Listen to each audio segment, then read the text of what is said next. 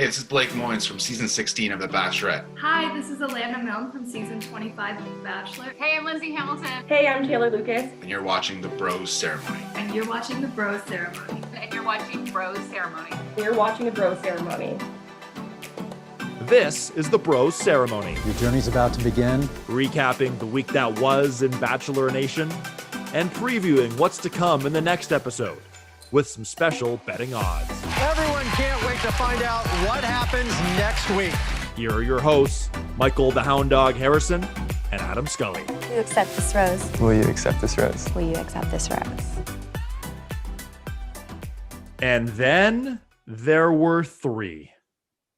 Welcome inside episode 13 of the Bros Ceremony podcast. Adam Scully alongside Michael the Hound Dog Harrison. And Michael, I know, the past couple episodes I've had some unique opening lines. Did you watching this past Monday's episode, did you think of any and say, you know what, Scully's going to say this one? No, in fact, when you said that line, I was like, whoa. And then there were three. I thought there was going to be some really profound statement you were going to say there. And I was going to say I was pretty disappointed with that one. But, generally speaking, hometown visit episodes are usually on the, more boring, slower side. So there really wasn't a lot of great comments and hilarious remarks made in this episode, I thought. Yeah, you know what? I have to agree. And first of all, I have to thank our guest, Carrie Ohm, for joining us on episode 12 of the Bros Ceremony podcast. And we're very pleased to welcome another good friend of ours onto the episode, and that's Katie Caldwell. You can follow her on social media at Katie Loris. And Michael, I got to tell you, man, there was so much great content in that interview. What do you say? I think we should just go to it. What do you think? I think we'd be doing a huge injustice to this world if we did not have the interview with her right now. Cheers to the first group date. And we're pleased to welcome Bachelor expert and good friend of ours, Katie Caldwell, to the Bros Ceremony. Katie, how are you? Never better, gentlemen. I'm so thrilled to be here. I miss you guys. Never better. Nice. I say that quite facetiously. No. Things are very bad right now. Things suck. Yeah, it's just the worst, Well, at least The Bachelor, though, is pretty. Oh, wait, it's kind of controversial as well. So, yeah, good thing the episode was so entertaining. Oh, no, it was one of the most boring episodes of all time. Isn't it almost every single time? I feel the last couple of years, the hometown dates or whatever, it's just been like, usually in the previews for the episode to come, it's always like this crazy dramatic stuff going on. And the last two seasons, both times the preview for the hometowns has been pretty boring. And it turns out that's because it was, like you said, pretty boring. They sort of always are, right?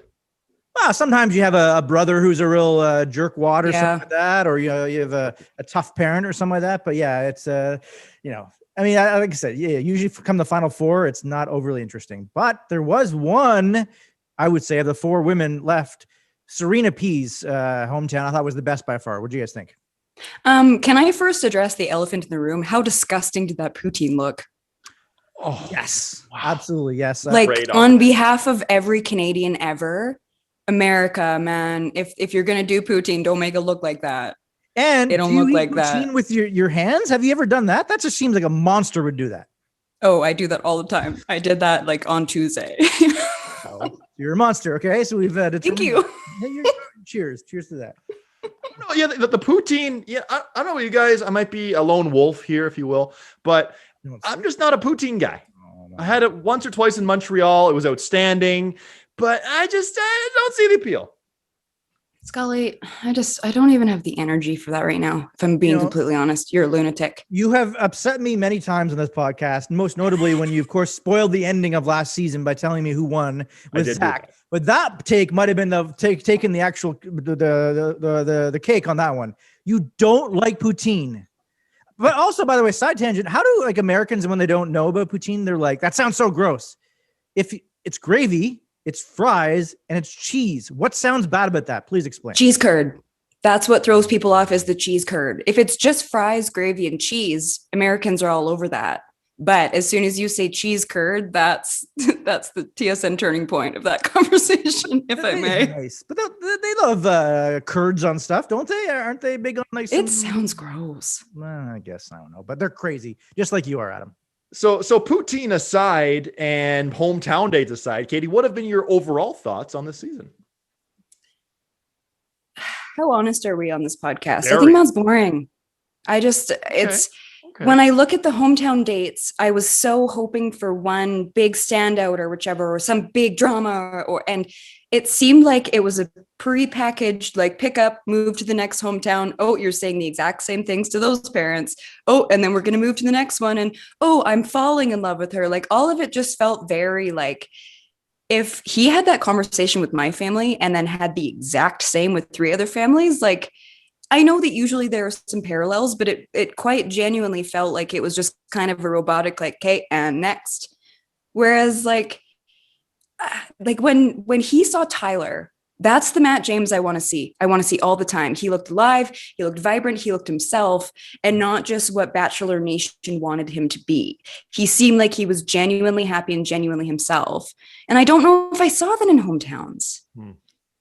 Do you think that has anything to do with the fact that they're just all in the same place? I mean, like it's a COVID setup, how the families have come to where they are versus Matt essentially traveling America? I would have said yes, but because Tayshia's were so entertaining, we can't really use that as an excuse. And they were so much more limited being at just the one hotel before they had kind of reached out to that bigger property. So is what you're saying is you wish there was more tantric yoga, perhaps during always 100% of the time in every situation. I just wish there was more tantric yoga. And follow up, have you done tantric yoga? And also follow up to that, would you do it with Matt? Not yet. I haven't done tantric yoga. I don't think I would. I'd be such a wiener. I'd be so awkward. I'd be laughing the whole time and I'd make a bunch of weird sex jokes and none of them would make the show. There's 1,000 reasons why I wouldn't be good on that show. But what's funny, so I've applied for The Bachelor one time because I was pressured into it. Okay. And I had 3 girlfriends nominate me for the same season. Guess which one it would have been? Colton. Matt James, baby. Really? Oh, so I'm watching this going like, man, am I happy I didn't make it. So we mentioned spoiler alert before. Spoiler alert. In the next 2 weeks, we have a special edition Bros Ceremony Tantric Yoga where Michael and I will do tantric yoga together. Love this for you guys. Adam, when we are doing that said tantric yoga, will you be using your turtleneck at the same time? Or I've noticed that. I didn't realize I was invited onto 31 Thoughts, the podcast. You know what? To answer your question, Michael, I will be wearing a sleeveless turtleneck actually for said performance. But you know what? Matt James rocks the turtleneck. A good buddy of mine rocks a turtleneck. I'm like, I don't know, but aside from being super warm right now, I'm not fully against it. Katie, what do you think? Scully, as much as I do not love giving you compliments, and we've talked about this, I think you look electric right now. Wow. I mean, you always look hot, Adam, so it's no surprise that you're quite warm right now. Hound dog, don't exclude yourself from that. Yeah, I try, ravishing. Some have said that perhaps I look like I've cut my hair. I definitely have not done that at all. I just somehow, I don't know. Just I guess it's my natural beauty or something like that. I cut my hair with kitchen scissors a few weeks ago. That's where I'm at in my life. I'm at the kitchen scissors haircut point of my life. Is there a video of this? No. People don't need to see that. It's just me standing over the sink sad using kitchen scissors. That sounds like a pretty great video, I would think. I think it sounds like great theater. Now, speaking of great theater, that's a hell of a segue right there. Great segue. We talk, obviously Michael and I are big fans of The Bachelor, and we've known you, Katie, for 5 years, 5 years now. Whatever it's been. We're old. But how did you first get into the show? How did you become a fan of The Bachelor? That's a really good question. I was over at my friend's house and she was watching it and she forced me into it. And she goes, we'll have some wine. We'll have a couple laughs. And we made dinner together. And then it became a tradition every Monday that, the show's on, but it was a reason to get together once a week. And they have a way of sucking you in by bringing someone that you're already invested in as the next Bachelor or Bachelorette. And they have such a cool form. And then they throw in a bit of Bachelor in Paradise. Like they set it up so well that you're so invested in these people that you can't turn away. So I think my first season was probably like 7-8 years ago. 7-8 years ago. And who was your first Bachelor or Bachelorette?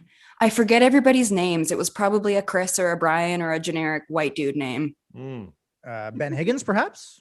No, I was around for a while before Ben. I think it was someone named Chris, but I can't remember. Who was the one that ran over someone with his truck when he was drunk? Chris Souls. Oh, yes, I think it was him. Or was it alleged, or maybe it was? I don't know. But yeah, it was definitely that guy, allegedly. Do you find? That's not alleged. He actually. No, I think that's a thing. I thought so, but I just didn't want to care. I didn't want to, just in case. Didn't want to get sued. Do you find though the last couple of years, obviously we haven't seen Bachelor in Paradise this last summer because it wasn't on. That it's of course it's always overly produced and everything. Do you find the last couple of Bachelor in Paradises it's been so much over the top, even more so than it used to be the first couple of seasons? I think for the whole franchise it is. I feel like the producers have been taking it for more of a walk with The Bachelor and The Bachelorette to a point where there were a few moments where I'm watching it going, this isn't entertaining. It almost feels a bit demeaning. Like, and I know that you get what you sign up for when you go on the show. Like I applied for that season and I'm sitting there watching it going like, I wouldn't want my family to be watching me do this. Like there's just, it feels like it's going further away from the love stories and it's going more towards just like kind of shock factor, I guess, because it's been around for so long, which I totally get. It gets the ratings, but like, I want to celebrate the female friendships and like I want to see more of the actual love stories and like back to the OG roots of the Batch, you know? We talked about that in other previous podcasts, how the women this season just seemed like overly mean to each other. Of course, they're competing for Matt's love, but it seemed like it was over the top. And then when Queen Victoria and Anna and they all left, the women on the show were like, oh, MJ as well. They all left. It was like, oh, those women were so mean. But then just Senia, who was said MJ was so mean, was then so mean to Heather. It just seemed like they kept replacing each other for being, I thought, over the top mean this season. The women. I think you're right. There were a few moments where, especially at the beginning, when Victoria was a very obvious kind of outlier to the group, it seemed like the drama was so forced because there were so many women with just like normal, level-headed, mature conversations and responses, because there has been a movement of like, we're all actively trying to lose that catty lifestyle. And we realize that like life is actually better when women empower one another. And there were a lot of moments where I felt like I saw that. And Katie was one, Dildo Katie, the times that she was having conversations and then bringing people down. It was like, yeah, this is a conversation I would have in my normal life with women too, where you're just like, saying things like you don't know what people are going through and whichever, and like normal compassionate things. I feel like we saw quite a bit of that and it made Victoria stick out so much more, but not in a fun or entertaining way. To me, it was just very like, it seems so artificial. And at that point, still the women were still getting along really well, but it just felt a bit gross. Like it wasn't fun drama. It just felt like bullying. Especially also, it was Sarah, I believe, right? The reporter, Sarah, who was like the fan favorite. Yeah. And then obviously, she was upset and everyone was just piling on her. It's just like, and then of course, that's when Katie, I think sort of people started to go, oh, Katie's pretty cool. Like from the dildo girl to one of the few women who actually were sort of in her corner, and it was kind of nice to her.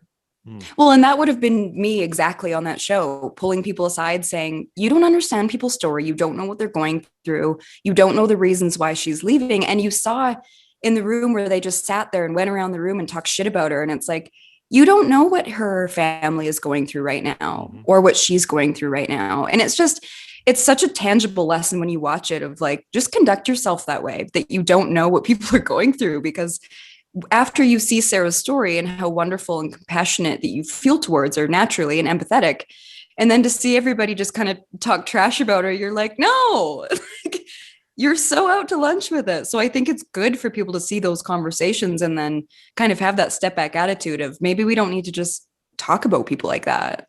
Yeah, it's the old adage, you treat others how you would like to be treated, not to get kind of cliche here, but that's the case. And, there were a lot of mean moments in this season thus far, especially when Heather came on. But you mentioned Katie, and she came in with fire. She had the toy with her. Sure did. But there have been... That also would have been me. Oh, yeah. Okay. Before I asked the question I was going to ask, so we saw a couple of bold entrances on night one, whether you're holding something with a black box around it, whether you're walking in lingerie saying, which one should I wear, whether you're going in for the hot, steamy Mac what would be your go-to? I'm Katie Caldwell. I'm making a bold move here to Matt James, or what would be your bold move walking in? That is a really good question. I would have no props. I would have no big extravagant plan. I would do what Chelsea did and wear that dress. Okay. Where she walks in and it was the dress that everybody remembers, where she walked out of the limo and you're going, are you kidding me? Like, it took my breath away. And you watched him kind of step back, and obviously she's a literal supermodel. She's beautiful, but I would do a statement dress like that and then just charm the pants off him. Not literally, not till fantasy suites. Right. And that's where we're heading this week. Michael, sorry to interrupt you there, but we mentioned Katie as well before Michael gets to your question here. There have been rumors swirling around that Katie is the next Bachelorette. Ooh. If that were to be the case, what do you think? Love it. I love her. She's someone that I feel like I want to be friends with. Her and Michelle. Oh yeah. Michelle can hang too. Yeah, and Michelle right from the get-go was I think, honestly, like, even before the hot air balloon date, it was like, yep, she's pretty cool without question. Yep, totally. Yeah. And by the way, what I was going to say, Adam, is if we're keeping score, that's twice that Katie has said good question to you. Doesn't that feel good when someone says good question to you? That's 2 for you, 0 for me. So I got to get on your level, it would seem, because I figure it out. Read the teleprompter, Michael. Come on. I'm sure I'm Michael, Ron Burgundy. Good statement. Well, yeah, good statement. Is that a half or good observation? Okay, well, maybe it's 2-1 now. 2-1 perhaps. Yeah. So we're in the final 3, obviously, tonight. I don't know if you know any spoilers of what's going to happen for the ending of this whole journey to find love. Who do you think will win the season, or win Matt's heart, I guess is the best way to put it? It's a really good question, because a lot of the off-ice drama with Rachel, like, I feel like if she wasn't the final one, maybe a statement would be made by now. But I also understand that they don't want to give any spoilers or whichever. So I have a weird sinking feeling it's Rachel, but at the same time, it's like I said off the top, you look at all the hometowns and it was a lot of just like, yes, thank you for saying that. Like it was, remember when he said that when she said, yeah, I love you. Who was it? It was Bree that said, I love you. Thank you for telling me that. I'm like, I would have thrown my drink in his face. Yeah. Reason number 75 why I wasn't selected for the show. No, you should. Oh, that would be. I would love it so much if you're on that show. It'd be absolutely incredible. But yeah, no, I agree. I do think it seems like I think, with Chris Harrison getting in hot water, and he won't be on the after the final rose for defending Rachel's actions and what she did at that party just 3 years ago, even though he made it seem like it was like 20 years ago. Without knowing, I have a feeling she does end up being the final one with the final rose, because it seems like he was really trying to back her up there. I don't think he would stick his neck out as much as he did if it was someone who didn't win the game or whatever, I want to believe you, but based on a lot of the terms that it was the terminology he was using, that was from him. That was from Uncle Chris. I don't even like calling him that anymore. I know. It was when he was speaking, it was speaking his truth. And I think you really saw that, because he used the same term, woke culture, again and again. Yeah, that was, my God. Woke, yeah, all of it. And just so, like, I'm very, very strong in what I believe in. And my job, if I was the host of that show, there would never be a situation where I would professionally stand up for someone if I didn't share some of those beliefs. Yep, sure. Never. Good point. Yeah. Yep. So for me, it seemed like, yes, that could be a part of it. That was Chris speaking.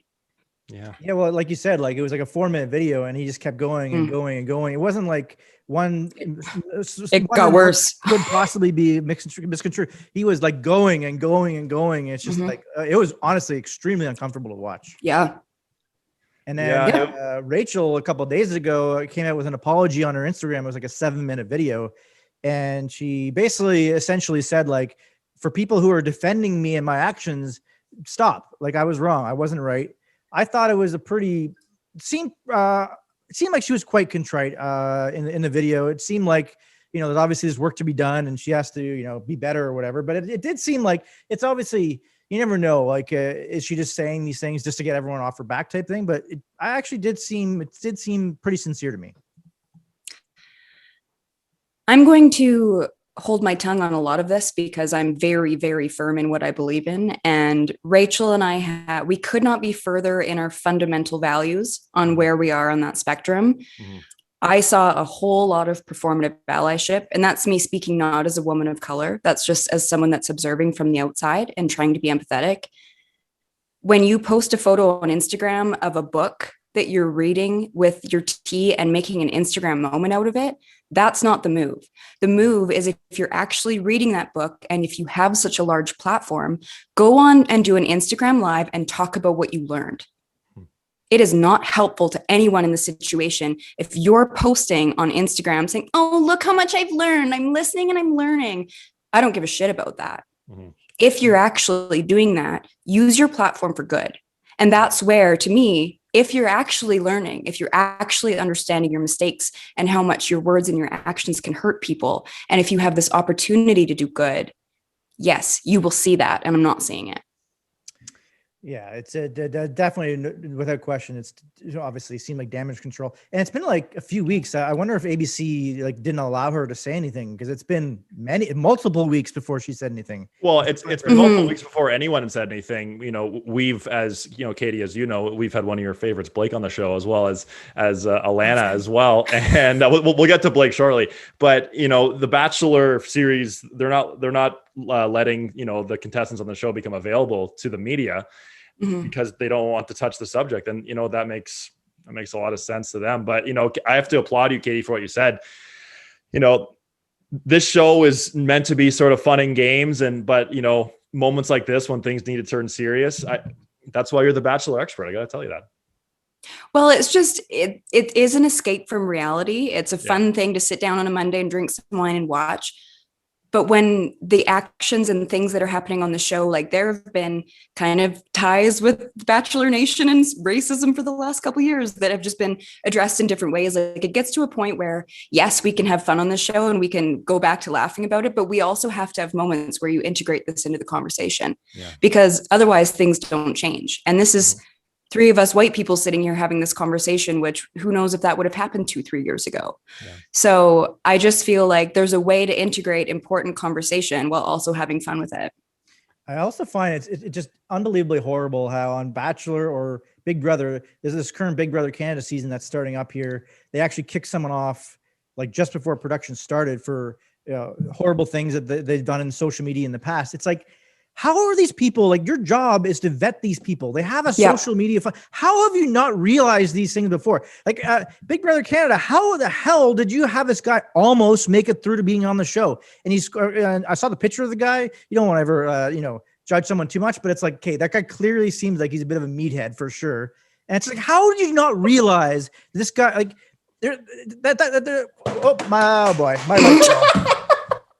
my light fell. But I guess up there. But no, there's what's his name, Lee, a few seasons ago on The Bachelor, where like he's known several racist things he's done in the past. And it's like, how the hell did you cast him on the show? That's crazy.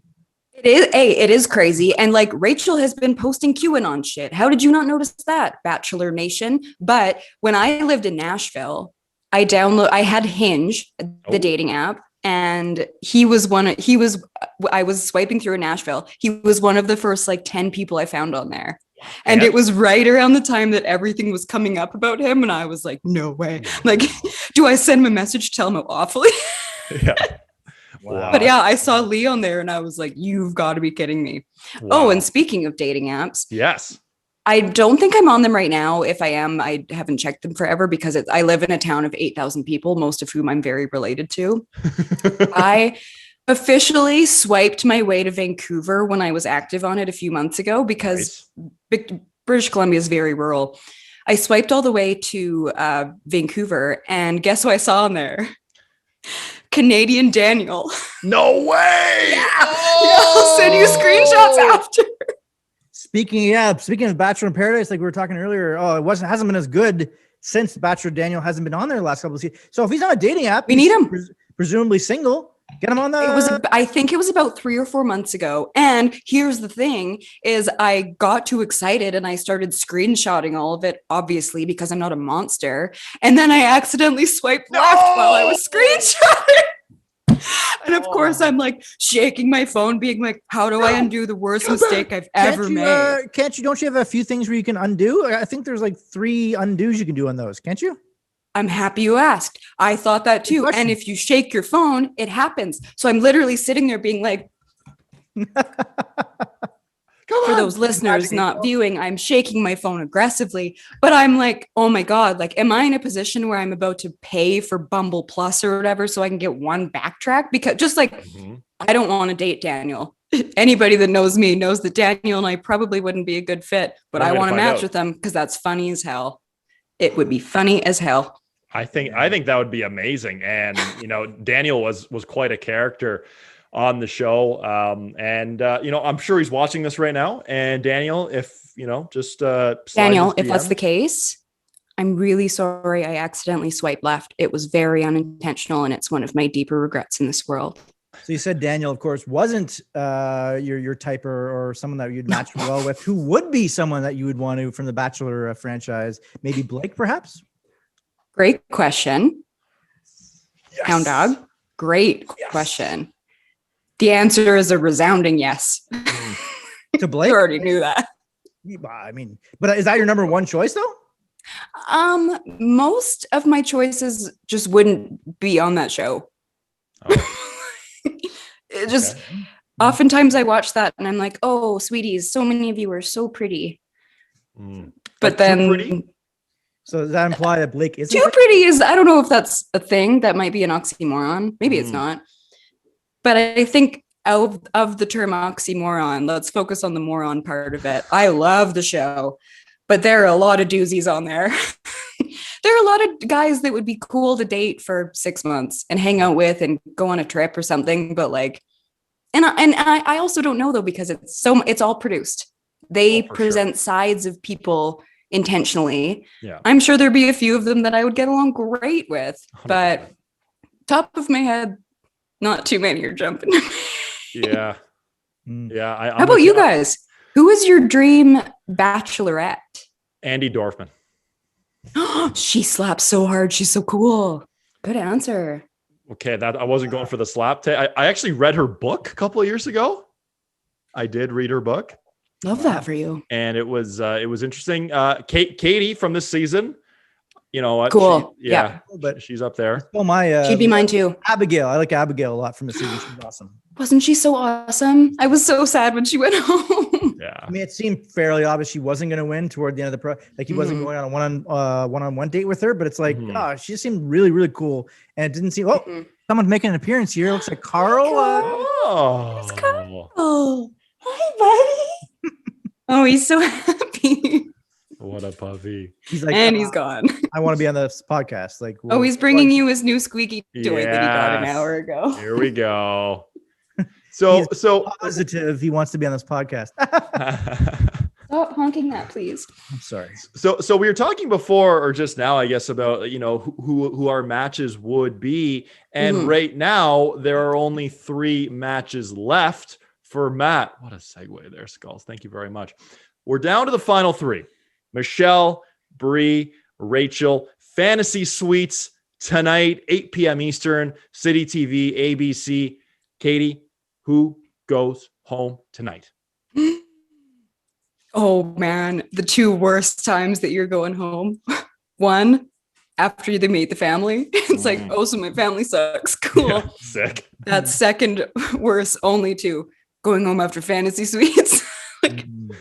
I'll be kicked home anytime except right after Fantasy Suites, because that's just, you don't emotionally come back from that. There are a lot of layers to that one. I'm just on Team Michelle so hard. She's so cool. Before we do that, can we take a look back at hometowns?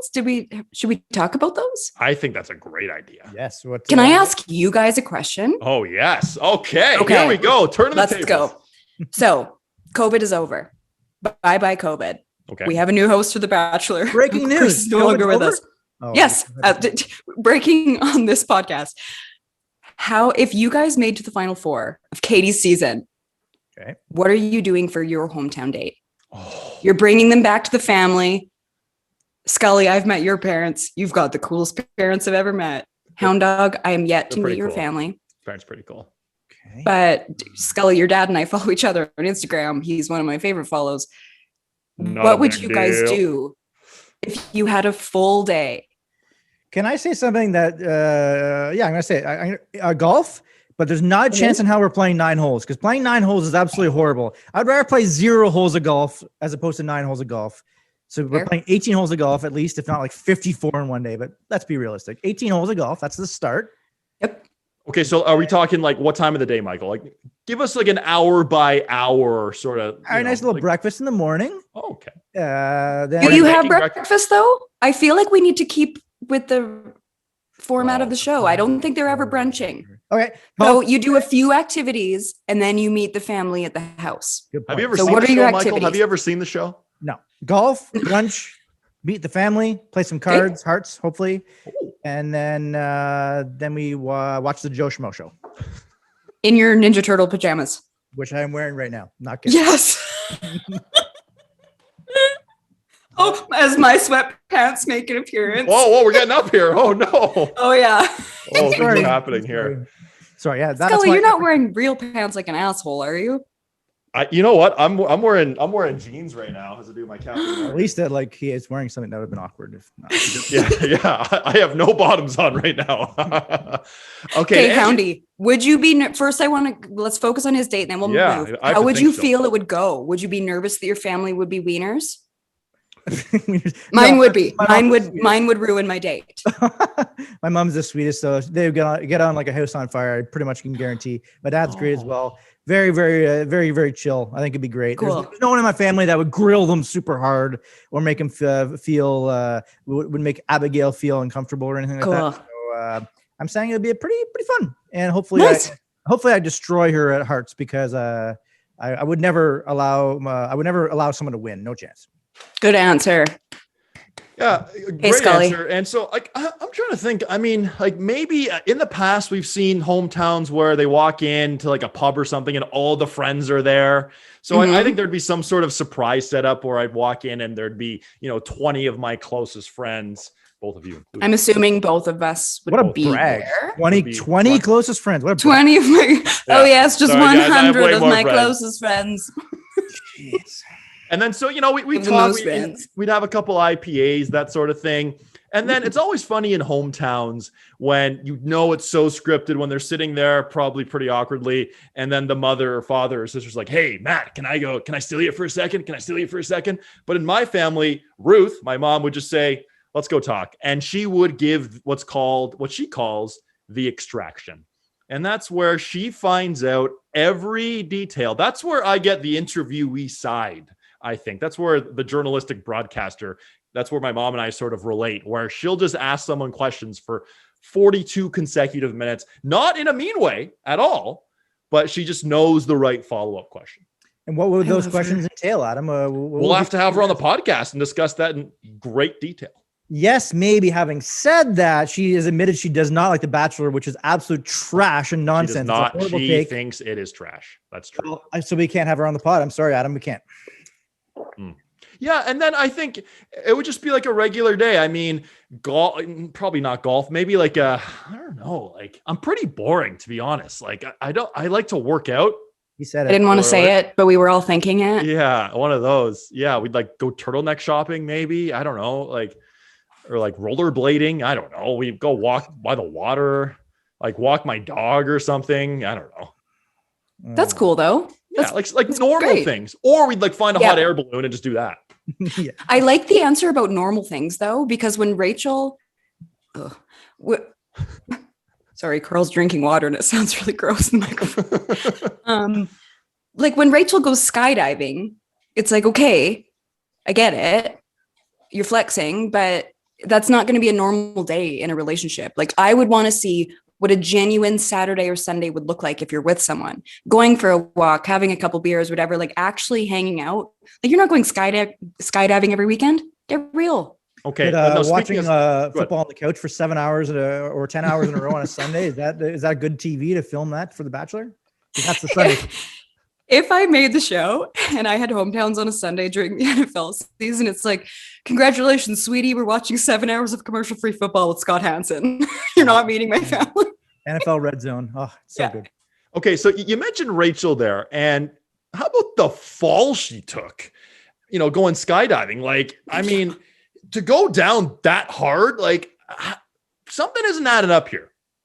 They also didn't make as big of a deal out of it as I expected the franchise to do. I expected 100%.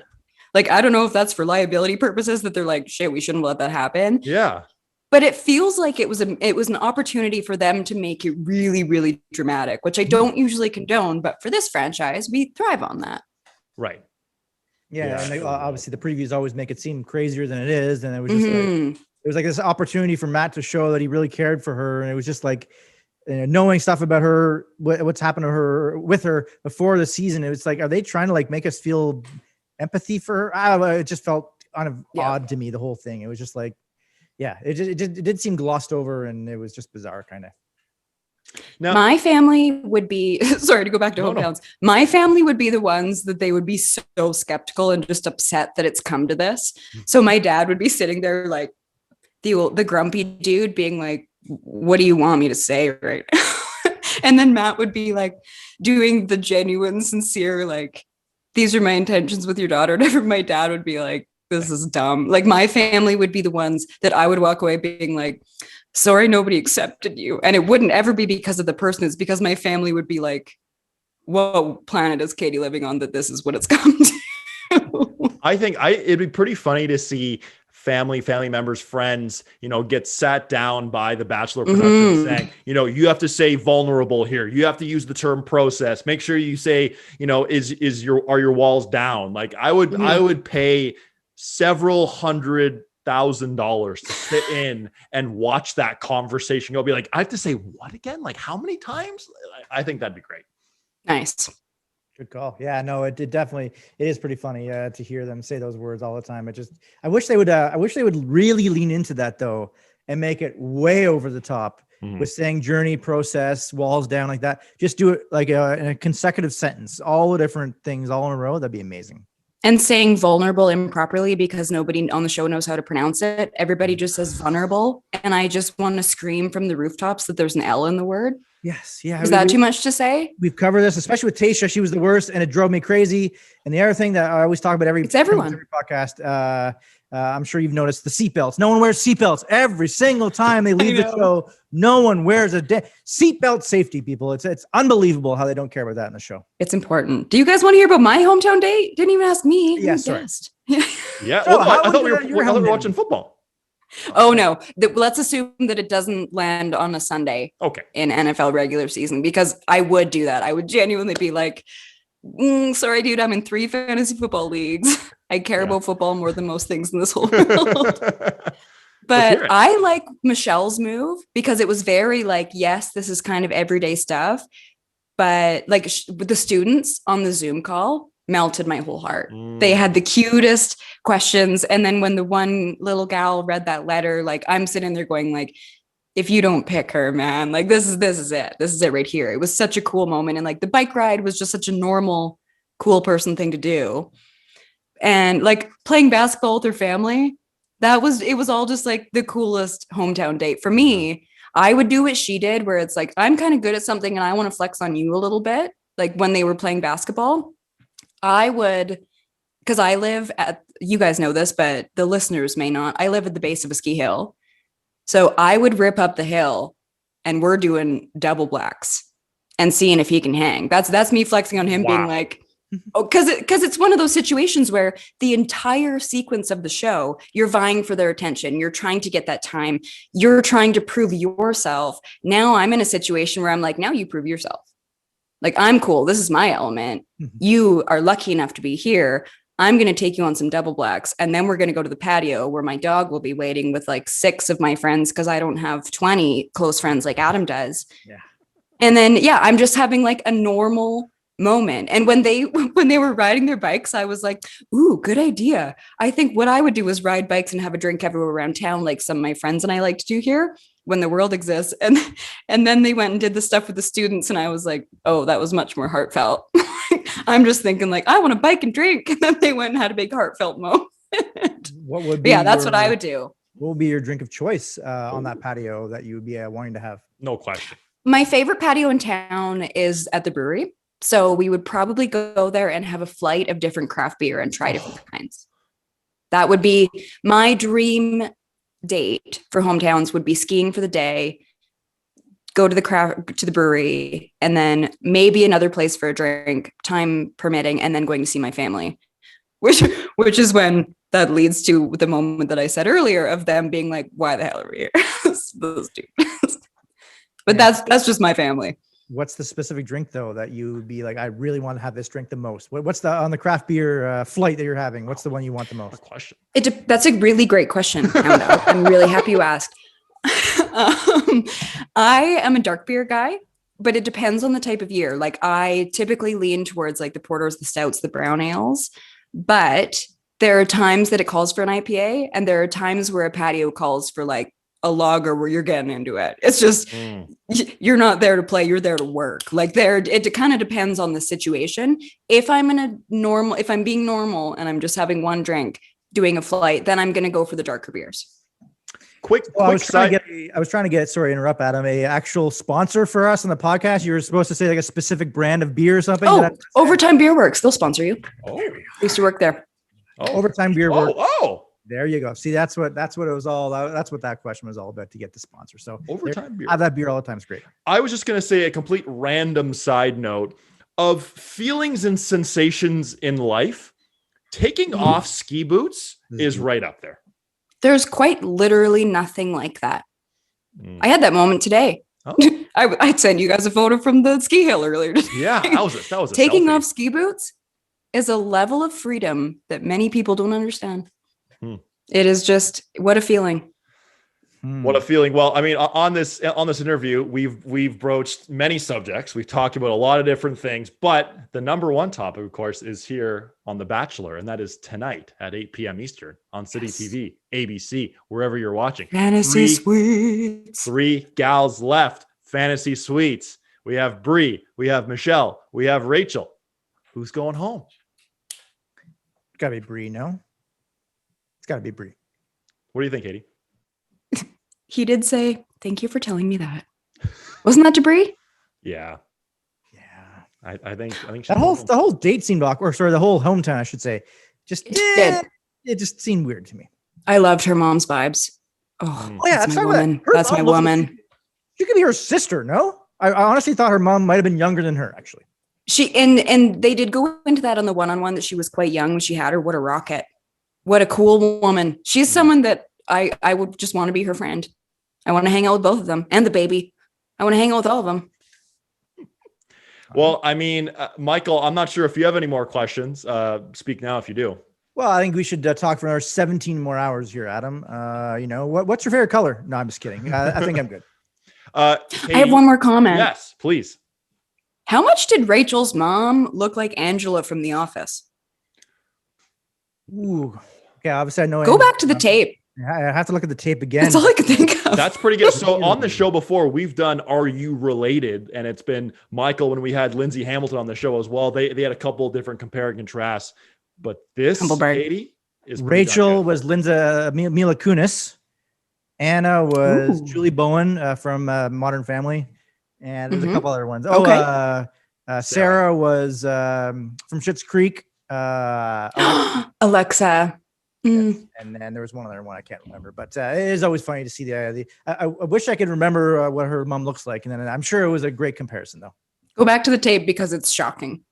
We will definitely go back to the tape. Before we let you go, Katie, I must applaud you because a couple days ago, an unbelievable video was released, and we're all in Canada. We're all in Canada, so we're all hockey fans. And the Western Hockey League returned this past Friday. Several teams are doing different things. The Red Deer Rebels are staying in the rink all season because of COVID. Yes. How wild is that? But you voiced a spectacular montage. I watched it I'm getting goosebumps thinking about it right now. I wasn't in tears, but I was like, oh my God, this is so good. So I have to give credit to you, give credit to Hannah Nordman as well, who put it together, but that was unbelievable. It was such a special thing to be a part of because it's probably the first time in history that there was a feature that was produced by a woman with a woman for men's hockey. That's what was really special about it, is like I've spent all week working with the PWHPA, which has been really powerful and fun leading up to the Secret Gap Tour that's starting this weekend. But it's different when it's for men's sports. And it's really cool because actually it just came out today. So the comments have all been like, oh, this is so good. I got chills or whatever. And it's so nice because as women in the sports industry, we're so used to just like the instant comments of like, get back to the kitchen. And I was ready for like, why is this a woman or why is this a girl? And there hasn't been any of that so far. And it's just been really refreshing that people haven't noticed that it was a woman's voice, because we shouldn't notice. It should just be, this gave me chills. Mm-hmm. But Hannah, she's a dear friend of mine. She went to CSM as well, Scully, and what a treat that was to be a part of. And I'm so proud of her for putting that together. But what's funny about this is a treat for the true homies listening. So a lot of the drone footage that we shot for that is all of the Kootenays. That's where I live. And the Kootenay Ice lost their dub team last year. So it's a bit of like punch in the dick for a lot of people watching it, where it's like, oh, that's my home. Like those are the mountains I see every day. And we don't have a dub team anymore. They are now in Winnipeg. But yeah, a lot of those shots are all by my house, which is really cool. That's a spectacular view then. Holy. Yeah, that's awesome. Yep. Well, Katie, you gave some great takes. We had a very important conversation through this. We had a goofy conversation. We had a great conversation. This conversation all around was just spectacular. Katie, thanks for joining us here on the Bros Ceremony, and enjoy the Fantasy Suite date show, I guess, tonight. I thought you were going to say enjoy the fanny. I'm like, whoa, that's a little bit interesting there, Adam. Great point, Hound Dog. Fannies. It's been an absolute delight being here, and I really appreciate you guys letting me join. I hope to be a friend of the show. I hope it's a thing now. I think you're a recurring guest. You're contractually obligated to come on the podcast whenever we ask. Ladies, gentlemen, it's the final rose tonight. Michael, it was awesome to have Katie Caldwell on the podcast here on the Bros Ceremony. You can follow her on Instagram and Twitter at Katie Loris. Lots of highlights from the interview. What do you think? Obviously, hearing her and our decisions for our hometown dates, what we would do for those, I absolutely loved hearing from that. And then you say highlight, also a low light with my ring light that I had here that toppled over. And I honestly thought I broke the damn thing, because part of it actually broke off, and I'm like, I couldn't even find it anywhere. I'm like, oh my God. So that was I was really fired up in the moment. I think I was talking about Lee, I believe. And I was really fired up, and I think I hit the table a little too hard and it came crashing down. So low light, highlight, I don't know what you would call it for that, but I think to me that was quite the moment. I've got to tell you, I'm looking forward to seeing the reaction from our many thousands of fans when on Instagram we post that very moment. I almost fell out of my chair at that, because yeah, as you were saying, it was the conversation was in a serious tone, and your light just goes flying. Yeah. I was like, oh my, and I couldn't keep it together personally, but that's just me. Again, follow her, follow Katie on Instagram and Twitter at Katie Loris. A great follow on. Yes.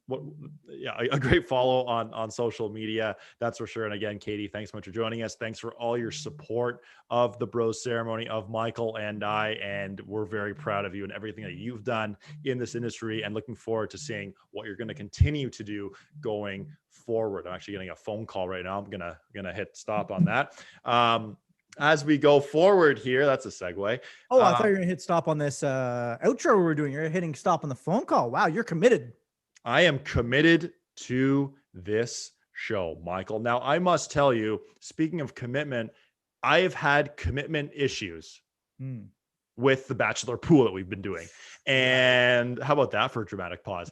And, there have been some weeks where maybe I've forgotten to put my picks in. Whoops. Give our viewers an update here on how we're doing. Again, Adam, that's your way of trying to say why you're worse than me. Again, they auto pick picks for you. So there's no. I picked them last week, though. I was in there. Yeah, well, you're still 49th, almost bringing up the rear. I'm 40th. So unless something catastrophic happens, I'm pretty sure I'm going to do better. Of course, still do horribly, but do better than you. So I guess, is that a win or something? I don't know exactly what that would be. That would be a win for you. Again, thanks to our friend Kelly for setting up this pool. And I think Kelly's winning the pool as well. So controversy. obviously that's collusion. I mean, Yes. I don't know about you, Wow. but you Wow. know, we're 3 episodes, or we have there's 3 ladies left. My apologies. My phone actually is ringing again.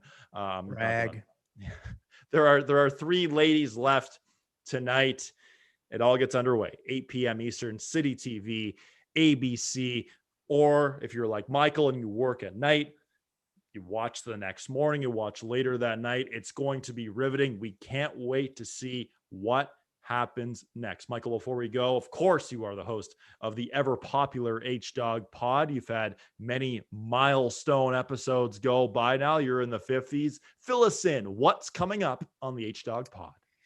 Yeah, so episode 57, I actually recorded this a few hours before we recorded this podcast. Oh. It was with a former guest, a recurring guest for the 3rd time. Haven't had him on since episode 10, actually, Eric Rosales. And we talked about Tiger Woods, obviously very, very near and dear to our hearts. The fact that, thank goodness, he was okay, even though he has obviously horrible broken legs. At least he, you know, it looked for a while pretty scary that he might have passed away, which is just terrifying to think of. Yep. So we talked about his legacy, and if we think he can get back to being, a player, and we also talked about, of course, Russell Wilson's in the news recently, but whether he might get traded from the Seahawks. We discussed that, and Deshaun Watson, where he may go, and of course we also then discussed Kansas City Royals bullpen and Arizona Coyotes Blue Liners. We really delved. No, we didn't. I did bring those up, but we joked. We have no idea who any of those.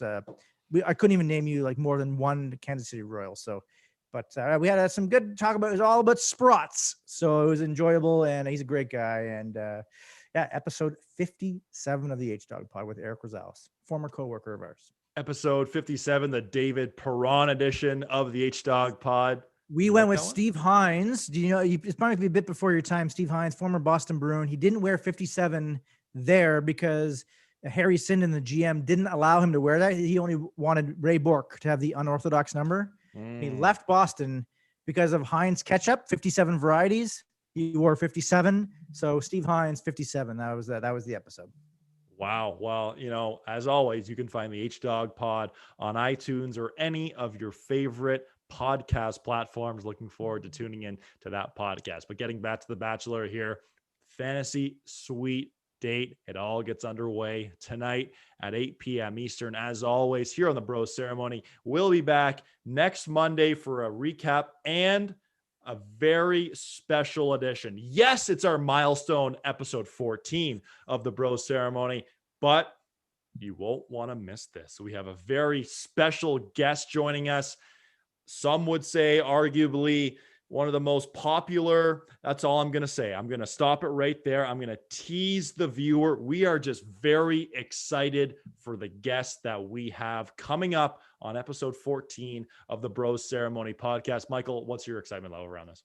You could say he's been there, done that. Perhaps. Could say that he's been there, done that, but maybe not.